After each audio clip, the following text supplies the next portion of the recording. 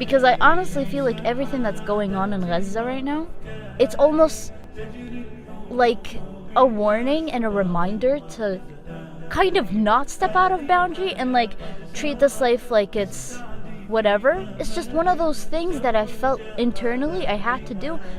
And by the way, I always felt like that, but I felt like I had to do it for quite some time. I think what's happening in Gaza right now is just dictating a lot of how my life is going on. When I wake up, I'm checking Gaza. Before I sleep, I'm checking Gaza.